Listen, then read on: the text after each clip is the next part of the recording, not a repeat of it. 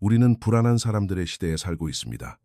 많은 이들이 꿈꾸는 모든 것을 갖추고 있으면서도 삶에 불만을 품고 살아가는 사람들이 많습니다. 제 생각에 이 감정을 완벽하게 요약해주는 문장이 하나 있습니다.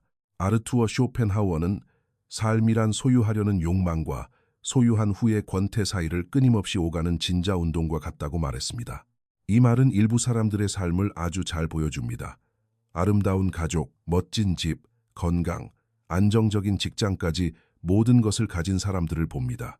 하지만 그들은 매일 아침 가슴에 답답함을 느끼며 잠에서 깨어나고 무언가 깊이 잘못되었다고 느낍니다. 그리고 가장 안타까운 점은 많은 이들이 그 이유조차 설명하지 못한다는 것입니다. 주변에 그런 분이 있나요? 아니면 어쩌면 당신이 바로 그런 사람일지도 모릅니다. 행복해지기 위해 필요한 모든 것을 가졌지만 끊임없는 불안 상태에 살고 있는 사람 말입니다. 모두가 당신에게 모든 걸 가졌으니 제발 감사하라고 말하지만 당신은 얕은 물속에서 익사하고 있는 것 같은 기분을 느낍니다. 2500년 된 불교의 한 개념이 왜 이런 일이 일어나는지를 정확히 설명해 줍니다. 불교도들은 이를 상카라, 두카라고 부릅니다. 스스로의 마음이 감옥이 될 때 당신이 창조해내는 고통을 뜻합니다. 이것이 어떻게 작동하는지 이해하게 되면 좋은 삶을 사는 것이 왜 평화로운 마음을 보장하지 않는지 마침내 알게 될 것입니다. 하지만 여기에는 조건이 있습니다. 이것을 이해하려면 불편한 진실을 마주해야만 합니다. 바로 당신 자신이 당신 고통의 설계자이며 당신만이 스스로 세운 그 감옥을 부술 수 있다는 사실입니다. 오늘 저는 모든 것을 가졌지만 아무것도 누리지 못했던 한 여성의 이야기를 들려드리려 합니다. 그리고 그녀가 문제가 결코 자신의 삶이 아니라 자신의 마음이었다는 것을 어떻게 깨달았는지 말씀드리겠습니다.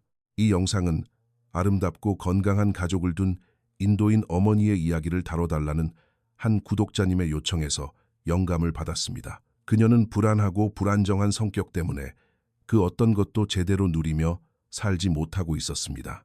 이 영상을 보고 계신다면 당신과 당신의 가족에게 좋은 일만 가득하기를 바라며 이 내용이 당신에게 도움이 되기를 진심으로 바랍니다. 이제 이 영상을 보시는 모든 분들께 댓글을 남겨주시길 부탁드립니다. 자신의 삶을 즐기지 못하게 만드는 불안 문제로 힘들어하신 적이 있나요? 아래에 댓글을 남겨주시고 댓글을 남긴 다른 분들에게도 따뜻한 위로를 전해주세요. 어쩌면 그들은 당신이 겪었던 것과 똑같은 문제를 겪고 있을지도 모릅니다. 친절하게 대해주세요. 여러분의 관심에 깊이 감사드립니다. 이제 영상으로 돌아가겠습니다.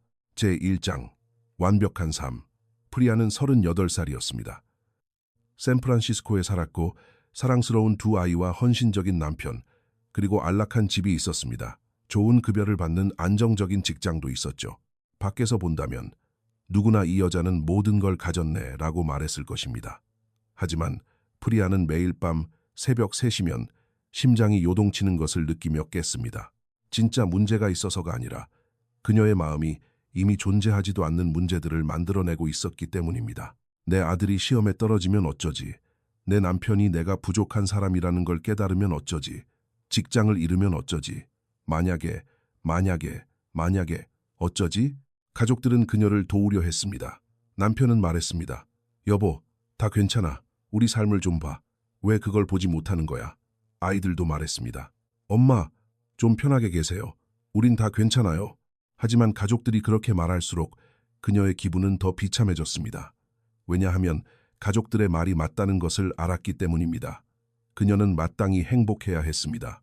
그리고 행복할 수 없다는 사실은 그녀의 내면 깊은 곳이 부서져 버린 것 같은 느낌을 주었습니다. 그녀는 지친 몸을 이끌고 출근했습니다. 아이들과 함께 할 때는 온전히 그 순간에 있으려 노력했습니다. 하지만 그녀의 마음은 늘 10발자국 앞서 있었고 아직 일어나지도 않은 다음 문제, 다음 위기, 다음 재앙을 걱정하고 있었습니다. 가족들과의 저녁 식사 시간에도 몸은 그곳에 있었지만 정신은 내일의 업무나 주말 일정을 검토하고 있었습니다. 그녀는 아이들이 즐겁게 노는 것을 보았지만 머릿속은 화요일까지 내야 할 청구서 생각으로 가득 차 있었습니다.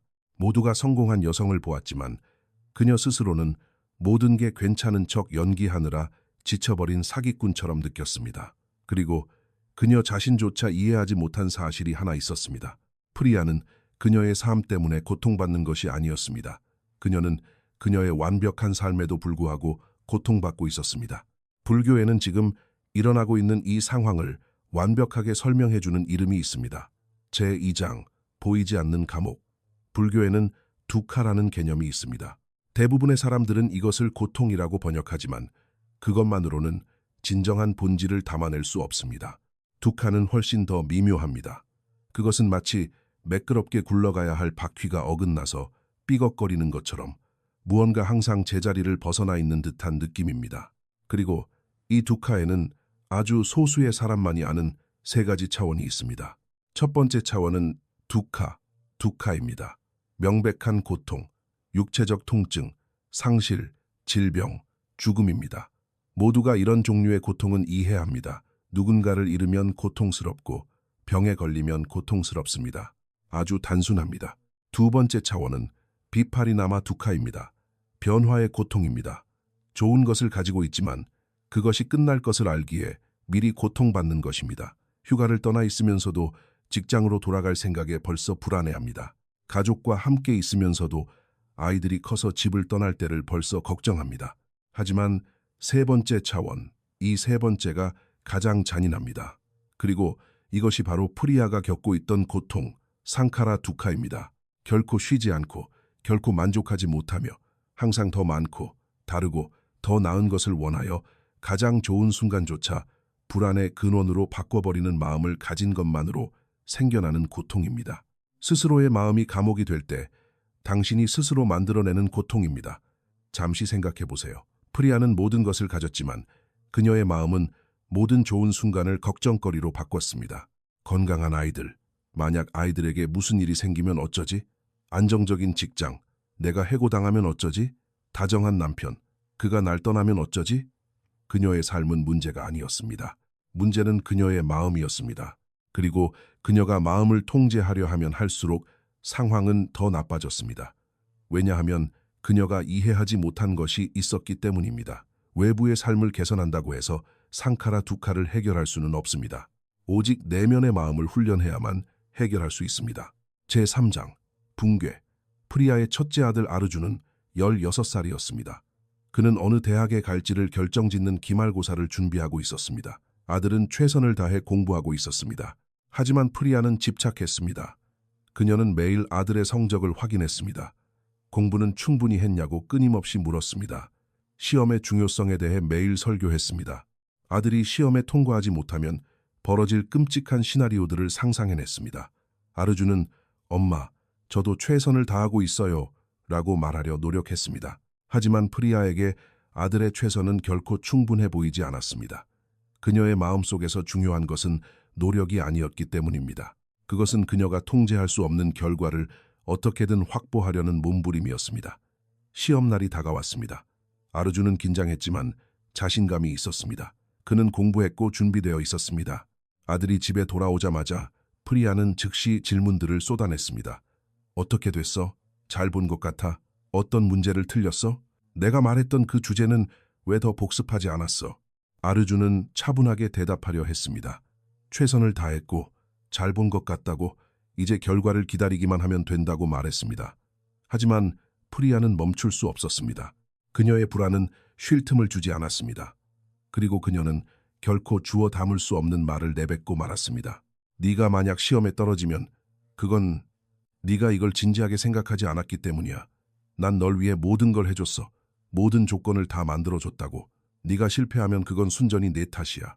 그 뒤에 이어진 침묵은 귀청이 터질 듯 했습니다. 아르주는 프리아가 단 한 번도 본 적 없는 표정으로 그녀를 쳐다보았습니다. 분노가 아니었습니다. 더 나쁜 것이었습니다.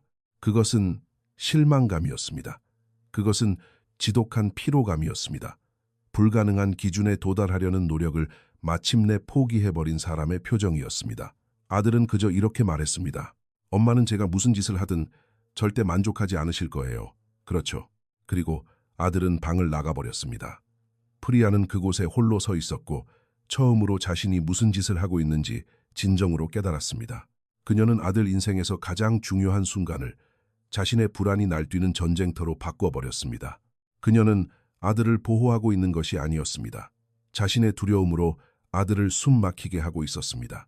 그리고 가장 끔찍한 사실은 자신이 전에도 이런 짓을 했다는 걸 알고 있다는 점이었습니다. 남편에게, 딸에게, 주변의 모든 사람에게 말입니다. 그녀의 불안은 보호막이 아니었습니다. 그것은 그녀가 사랑하는 모든 이를 다치게 하는 무기였습니다. 그날 밤 프리아는 소리내어 울었습니다. 나쁜 일이 생겨서가 아니었습니다. 그녀는 아름다운 삶을 가지고 있으면서도 스스로 그 삶을 안에서부터 파괴하고 있다는 사실을 마침내 이해했기 때문이었습니다. 제4장 탐색. 프리아와 아르준의 관계는 차갑게 식어버렸습니다. 아들은 여전히 집에 살았고 그녀와 말도 섞었지만 무언가 근본적인 것이 부서져 있었습니다. 아들은 자기 이야기를 공유하지 않았습니다. 조언을 구하지도 않았습니다. 둘 사이에 침묵의 벽을 세웠습니다. 남편이 마침내 그녀와 마주 앉았습니다. 당신은 전문가의 도움이 필요해. 이건 더 이상 단순한 걱정 수준이 아니야. 당신은 당신의 불안으로 우리 가족을 망가뜨리고 있어. 프리아는 남편의 말이 맞다는 것을 알았습니다. 하지만 그것을 인정한다는 것은 처음부터 문제는 바깥 세상이 아니라 자신이었다는 것을 인정하는 것이었습니다. 그리고 그것은 외부의 어떤 비판보다도 더 뼈아팠습니다. 그녀는 파텔 박사라는 치료사와 상담 예약을 잡았습니다. 파텔 박사는 다양한 동양 철학에 능통하고 그것을 심리치료에 통합하여 사용하는 55살의 인도계 여성이었습니다. 첫 상담에서 프리아는 마음속의 모든 것을 털어놓았습니다.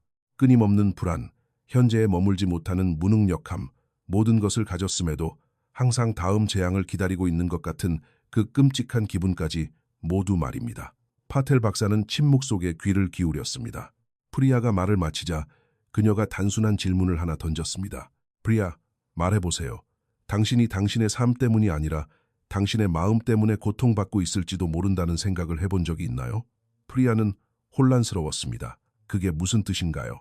불교에서 말하는 두카라는 것에 대해 이야기해 드릴게요.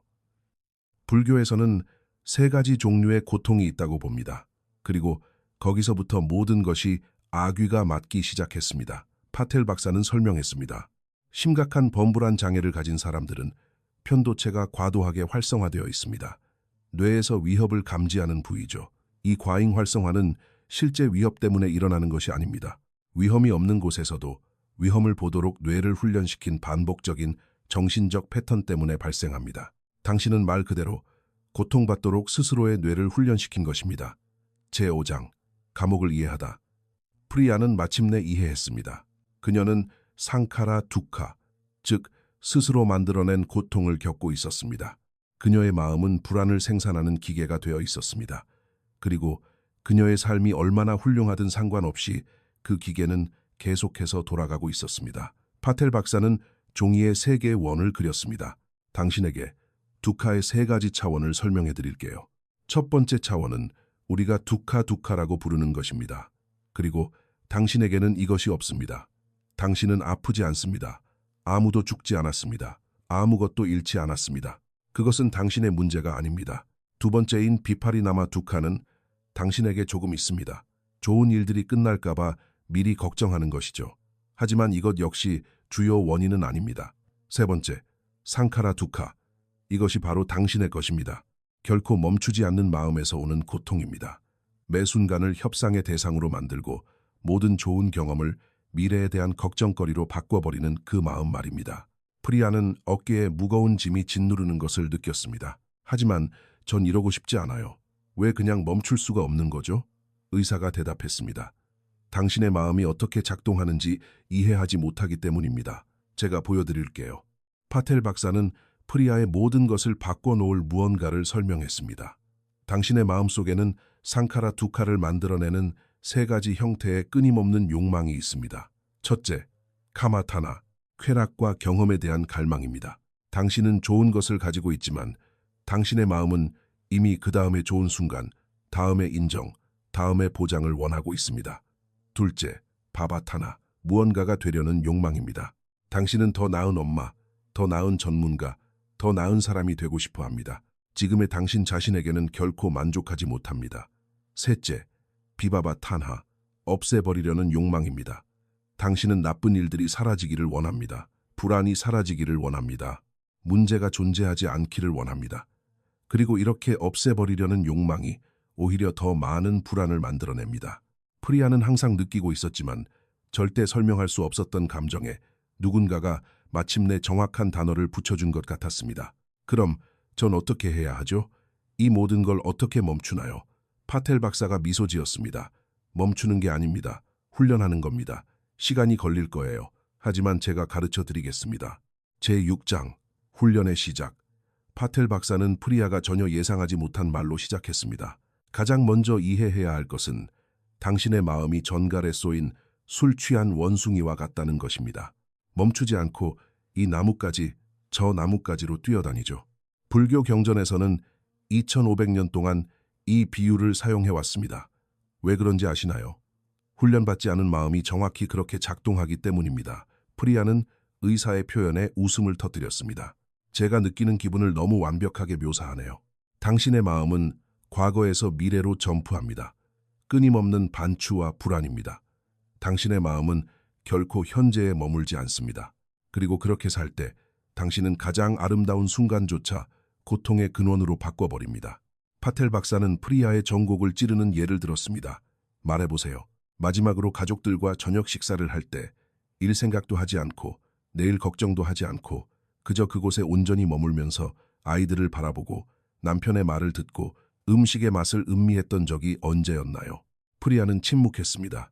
기억이 나지 않았습니다. 맞아요.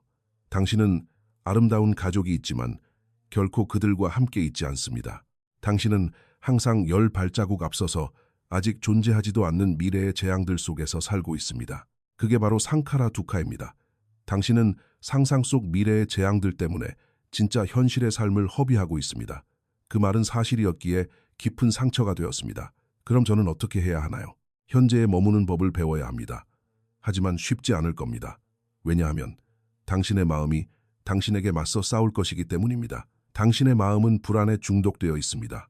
그것이 당신의 마음이 아는 유일한 패턴이고 그것을 바꾸는 것은 처음엔 매우 불편할 것입니다. 파텔 박사는 프리아에게 단순하지만 혁명적인 연습법을 가르쳐 주었습니다.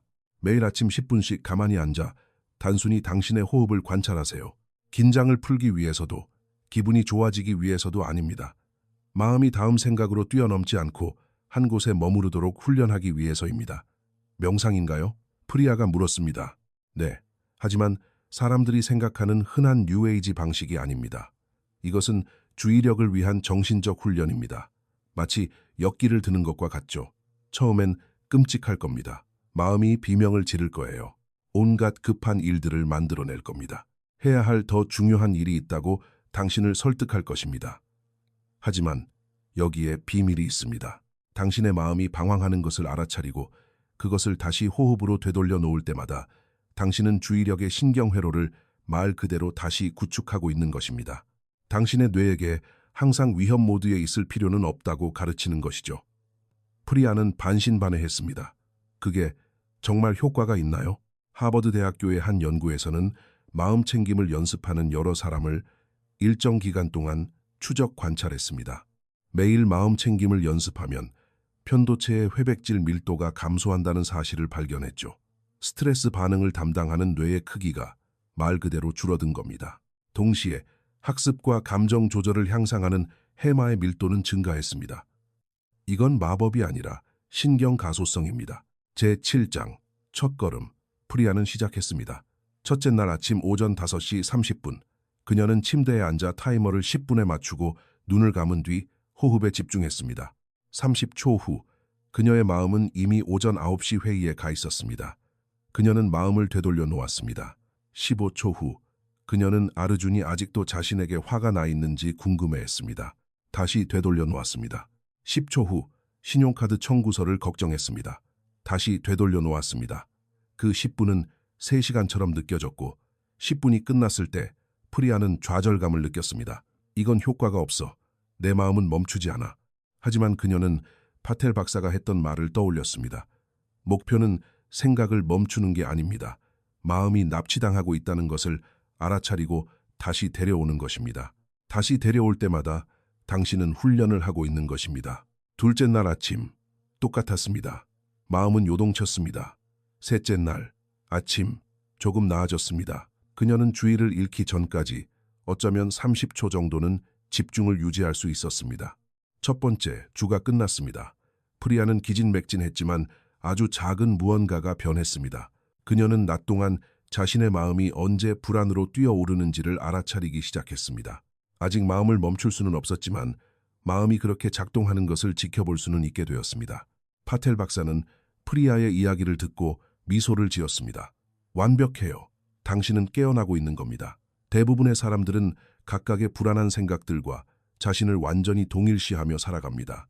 당신은 당신 자신과 당신의 생각 사이에 공간을 만들기 시작했어요. 이건 엄청난 발전입니다. 이 주차에 파텔 박사는 새로운 것을 추가했습니다. 이제 낮 동안 한 가지 연습을 해보길 바랍니다. 가족과 저녁 식사를 할 때 이렇게 해보세요. 당신의 마음이 미래나 과거로 방황하는 것을 알아차리고 판단하지 말고 부드럽게 당신의 마음을 현재 순간으로 다시 데려오세요. 음식의 맛을 느껴보세요. 아이들의 얼굴을 바라보세요. 남편이 하는 말을 진심으로 경청하세요. 완벽한 엄마가 되기 위해서가 아니라 당신 자신의 삶에 온전히 존재하기 위해서 말입니다. 제8장 첫 번째 승리 3주차 프리아는 저녁 식사 중이었습니다. 그녀의 뇌는 자동으로 내일 있을 프레젠테이션을 준비해야 한다는 생각으로 넘어갔습니다. 하지만 이번에는 그녀가 알아차렸고 돌아오기를 선택했습니다. 그녀는 학교 과학 프로젝트에 대해 떠들고 있는 12살 난 딸 마야를 바라보았습니다. 아주 오랜만에 프리아는 진심으로 이야기를 들었습니다. 마야는 신나서 말을 쏟아냈습니다. 아이의 눈은 반짝였고 프리아는 한동안 느끼지 못했던 감정을 느꼈습니다. 진정한 연결감이었습니다. 마야가 이야기를 마쳤을 때 프리아가 말했습니다. 정말 멋진 걸, 우리 딸. 너 지금 이것 때문에 정말 신났구나, 그렇지? 마야가 말을 멈췄습니다. 아이는 놀란 눈으로 엄마를 바라보았습니다. 엄마가 제 말을 듣고 있었어요? 그 질문은 프리아의 마음을 아프게 했습니다. 대답이 너무나도 분명했기 때문입니다. 그녀는 평소에 듣지 않았습니다. 미안해, 내 사랑. 엄마가 그동안 제대로 함께 있지 못했어. 하지만 이제 바꾸려고 노력하고 있단다. 마야는 미소를 지었습니다. 작지만 진심 어린 미소였습니다. 괜찮아요, 엄마. 그날 밤 아이들이 잠든 후 남편이 말했습니다. 당신 오늘 저녁엔 좀 달라 보이더라. 어떻게 달랐어? 현재에 있었어. 당신은 정말로 그곳에 우리와 함께 있었어. 프리아의 눈에 눈물이 고였습니다. 노력 중이야. 중요하지 않은 것들을 걱정하느라 너무 많은 시간을 허비해서 정작 중요한 것들을 누리며 사는 법을 잊고 있었다는 걸 깨달았거든. 남편은 그녀를 안아주었습니다. 알아. 당신이 노력하는 거 다 보여. 그것은 첫 번째 작은 승리였습니다. 하지만 작은 승리들은 쌓여가는 법입니다. 제9장 모든 것을 바꾼 개념 치료 4주차 파텔 박사는 프리아의 여정을 완전히 바꿔놓을 일본의 두 가지 개념을 소개했습니다. 프리아, 당신의 불안은 한꺼번에 모든 것을 바꾸려는 욕망에서 비롯됩니다. 당신은 내일 아침 깨어나면 완전히 다른 사람이 되어 있기를 원하죠. 그것이 더 많은 압박감, 더 많은 불안을 만들어냅니다. 저는 당신에게 카이젠이라는 것을 가르쳐 줄 겁니다. 카이젠은 지속적인 개선을 의미하는 일본어입니다. 완벽해지는 것에 관한 것이 아닙니다. 매일 1%씩 더 나아지는 것에 관한 것입니다. 단 1% 말입니다. 프리아는 눈살을 찌푸렸습니다. 하지만 1%는 너무 적은 것 같잖아요. 정확합니다. 그렇기 때문에 효과가 있는 겁니다. 1년 동안 매일 1%씩 더 나아지면 어떻게 되는지 아시나요? 처음 시작했을 때보다 비교할 수 없이 나아진 모습이 됩니다. 이것은 극적인 도약이 아닙니다. 일관성 있고 작은 발걸음들에 관한 것입니다. 당신은 명상을 완벽하게 할 필요가 없습니다. 그저 매일 그 자리에 앉기만 하면 됩니다. 당신은 오늘 완벽한 엄마가 될 필요가 없습니다. 어제보다 1%만 더 현재에 머무르면 됩니다. 이 말은 프리아 내면 깊은 곳에 있는 무언가를 편안하게 해주었습니다. 당장 완벽해져야 한다는 압박감은 그녀의 불안을 가동하는 가장 큰 동력이었기 때문입니다. 그리고 한 가지가 더 있습니다. 파텔 박사가 말을 이었습니다. 당신만의 이키가이를 찾길 바랍니다. 그게 뭔가요? 이키가이는 살아가는 이유를 뜻하는 일본어입니다. 당신이 아침에 눈을 뜨게 만드는 것, 바로 당신의 목적입니다. 당신이 이러한 변화를 만들어낼 때, 마음을 훈련할 때, 당신은 자신이 왜 이 일을 하고 있는지 기억해야 합니다. 프리아, 당신은 왜 변하려고 노력하나요? 대답은 즉시 나왔습니다. 내 가족을 위해서요. 내 불안 때문에 내 아들을 거의 잃을 뻔했어요. 내 아이들이 나를 항상 스트레스 받고 항상 걱정하고 결코 함께 해주지 않는 엄마로 기억하며 자라길 원치 않아요. 그리고 60살이 되었을 때 내가 참 아름다운 삶을 살았음에도 불구하고 너무 불안한 나머지 그 삶을 제대로 살아보지도 못했다는 사실을 깨닫고 싶지 않아요. 파텔 박사는 미소를 지었습니다. 그것이 바로 당신의 이키가이입니다. 내일 아침 5시 30분에 일어나서 명상하기 싫어질 때, 당신의 마음이 해야 할 더 중요한 일들이 있다고 속삭일 때 기억하세요. 당신은 당신의 가족을 위해 이 일을 하고 있다는 것을요. 당신에게 주어진 삶을 낭비하지 않기 위해 이 일을 하고 있다는 것을요.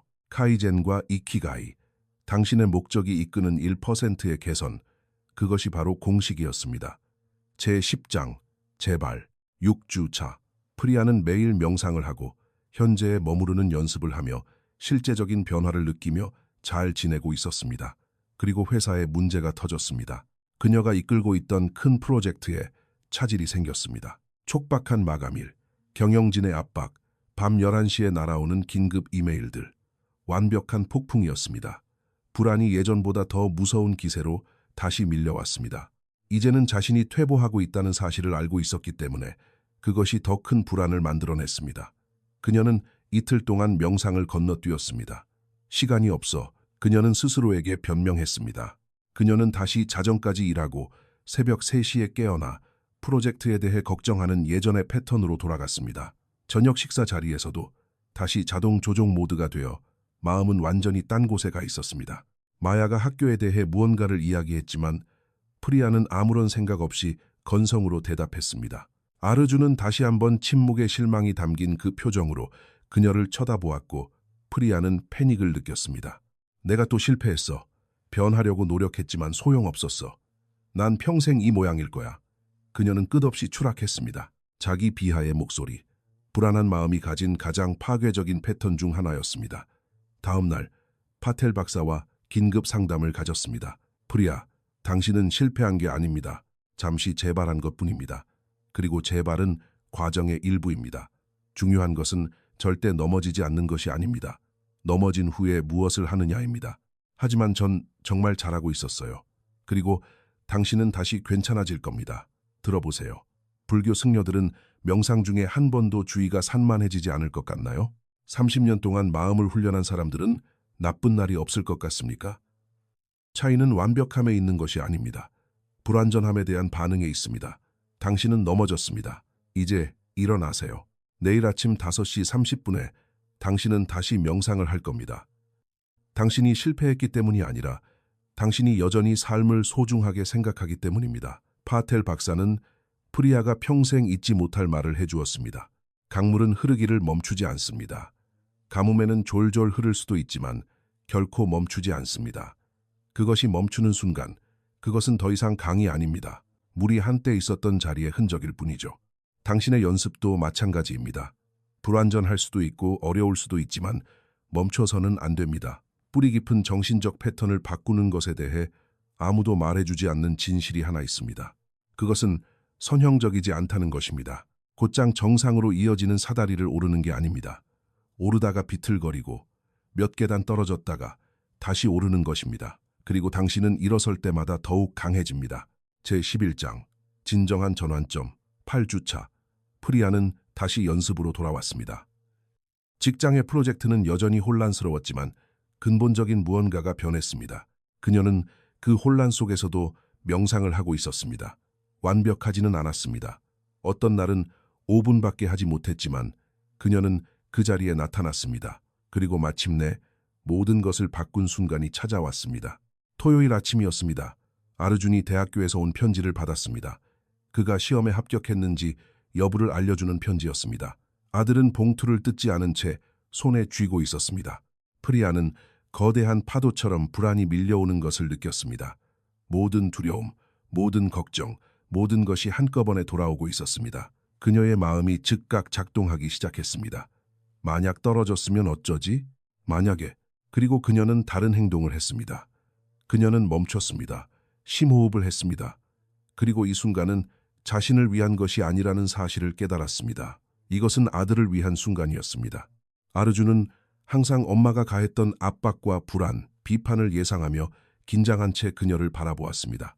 하지만 프리아는 전에는 한 번도 한 적 없는 말을 했습니다. 아들, 저 봉투 안에 뭐가 들어있든 중요하지 않아. 엄마는 네가 자랑스러워. 내 노력 그리고 너라는 사람, 그 자체가 자랑스러워. 마음의 준비가 되면 열어보렴. 아르주는 충격을 받았습니다. 잠깐 아이가 울 것 같아 보였습니다. 아들은 봉투를 열었습니다. 아이의 손이 떨렸습니다. 글을 읽고 나서 아들이 미소를 지었습니다. 합격했어요. 엄마, 저 합격했어요. 온 가족이 환호했습니다. 하지만 가장 중요한 것은 그가 합격했다는 사실이 아니었습니다. 그 다음 일어난 일이었습니다. 아르준이 프리아를 안았습니다. 지난 몇 달 동안의 형식적인 포옹이 아닌 진짜로 꽉 껴안는 진심 어린 포옹이었습니다. 그리고 아이가 속삭였습니다. 엄마, 나한테 압박 주지 않고 믿어줘서 고마워요. 프리아는 울었습니다. 이번에는 불안 때문이 아니었습니다. 감사함 때문이었습니다. 아들 인생의 가장 중요한 순간을 또 다른 고통의 씨앗으로 만들지 않고 온전히 그 순간에 머무를 수 있었기 때문입니다. 그날 밤 그녀는 파텔 박사가 가르쳐준 대로 일기장에 이렇게 적었습니다.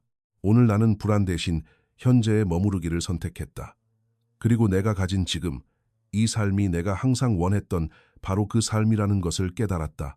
나는 그저 그것을 볼 수 있을 만큼 충분히 오랫동안 미래에 사는 것을 멈출 필요가 있었을 뿐이다. 제12장, 변화. 치료를 시작한 지 3개월 후 프리아는 여전히 매일 명상을 했습니다. 어떤 날은 쉬웠고 어떤 날은 마음이 엉망진창이었습니다. 하지만 그녀는 매일 그 자리에 앉았고 매일 1%씩 더 나아졌습니다. 불안이 완전히 사라진 것은 아니었습니다. 그녀는 불안이 완전히 사라질 수 있을지 의심스러웠습니다. 하지만 근본적인 것이 변했습니다. 그녀는 더 이상 불안과 자신을 동일시하지 않았습니다. 예전에는 불안이 찾아오면 프리아는 나는 불안한 사람이라고 생각했습니다. 지금은 나는 불안감을 느끼고 있다고 생각했습니다. 그 차이는 작아 보이지만 엄청난 것입니다. 하나는 정체성이고 다른 하나는 일시적인 경험입니다. 마야가 학교에서 발표회를 가졌습니다. 예전 같았으면 프리아는 그것을 엄청난 스트레스의 근원으로 만들었을 것입니다. 1000번씩 모든 것을 확인하고 압박감을 주며 단순한 행사를 위기로 만들었을 것입니다. 이번에 그녀는 마야의 준비를 도왔지만 딸이 주도하게 내버려 두었습니다. 마야가 긴장했을 때 프리아는 긴장하지 말라고 말하지 않았습니다. 그녀는 긴장하는 건 정상이야. 넌 아주 잘할 거야 라고 말했습니다. 그리고 발표회가 끝났을 때 결과가 어땠든 간에 프리아는 딸을 안아주며 말했습니다. 네가 노력했다는 게 정말 자랑스러워. 남편도 알아차렸습니다. 당신 좀 달라졌어. 훨씬 가벼워 보여. 프리아가 인정했습니다. 여전히 불안하긴 해. 하지만 이제 내가 내 불안 자체가 아니라는 걸 알아. 그건 그냥 지나가는 생각들일 뿐이야. 내가 그 생각들을 모두 믿을 필요는 없잖아. 아르준과의 관계도 서서히 회복되었습니다. 아들은 다시 자기 이야기를 나누기 시작했고 그녀의 의견을 묻기도 했습니다. 왜냐하면 그녀가 모든 대화를 성과 평가 시간으로 바꾸는 짓을 멈췄기 때문입니다. 6개월 후 프리아는 파텔 박사와의 마지막 상담을 가졌습니다. 기분이 어떠신가요? 솔직히 아직도 힘든 날들이 있어요. 여전히 불안감을 느끼고요. 하지만 더 이상 제가 물에 빠져 익사하고 있다는 느낌은 들지 않아요. 드디어 제가 늘 원했지만 결코 보지 못했던 그 삶을 살고 있는 기분이에요. 파텔 박사가 미소 지었습니다. 그것이 바로 상카라 두카가 녹아내리는 과정입니다. 당신의 외부 환경을 바꿔서가 아니라 당신 자신의 마음과의 관계를 변화시킴으로써 일어나는 것이죠. 당신은 모든 것을 가졌습니다. 항상 가지고 있었죠. 그저 모든 좋은 순간을 미래의 고통의 씨앗으로 바꾸는 일을 멈추도록 당신의 마음을 훈련할 필요가 있었을 뿐입니다. 프리아는 잠시 생각하더니 수년 동안 자신을 괴롭혀온 질문을 던졌습니다. 왜 저는 오랫동안 스스로에게 그런 짓을 했을까요? 왜 제 마음은 그 모든 고통을 만들어냈던 걸까요? 의사가 대답했습니다. 마음에는 훈련이 필요하다는 것을 아무도 가르쳐주지 않았기 때문입니다. 생각은 그저 생각일 뿐 진실이 아니라는 것을 아무도 말해주지 않았기 때문입니다. 당신에게 선택권이 있다는 것을 아무도 보여주지 않았기 때문입니다. 하지만 이제 당신은 알고 있습니다. 그리고 그 지혜가 모든 것을 바꿔놓을 것입니다. 프리아는 진료실을 나섰습니다. 태양은 빛나고 있었고 샌프란시스코는 아름다웠습니다. 그녀의 가족은 건강했고 직장은 안정적이었습니다. 아무것도 변하지 않았습니다. 하지만 동시에 모든 것이 변했습니다. 그녀는 똑같은 삶을 살고 있었지만 이제 그녀는 그 삶 속에 온전히 존재했습니다. 그리고 그녀는 자신이 항상 가지고 있었던 삶이 바로 자신이 필요로 했던 삶이라는 것을 깨달았습니다. 그녀는 마침내 진정으로 살기 위해 끊임없이 불안해하는 것을 멈추기만 하면 됐던 것입니다. 어쩌면 당신의 지금 삶도 이야기 초반의 프리아와 같을지 모릅니다. 아름답고 건강한 가족을 둔 부모지만 그들과 함께 보내는 시간을 즐기지 못하고 있을 수 있습니다. 혹은 가정을 부양해야 한다는 생각에 너무 사로잡혀서 가족들에게 더 나은 삶을 주어야 한다는 걱정 때문에 정작 사랑하는 사람들과 함께 시간을 보내며 기뻐하는 법을 잊어버린 가장일지도 모릅니다. 당신은 당신의 이키가이를 잊어버렸을 수도 있습니다. 그래서 제가 여러분께 말씀드립니다.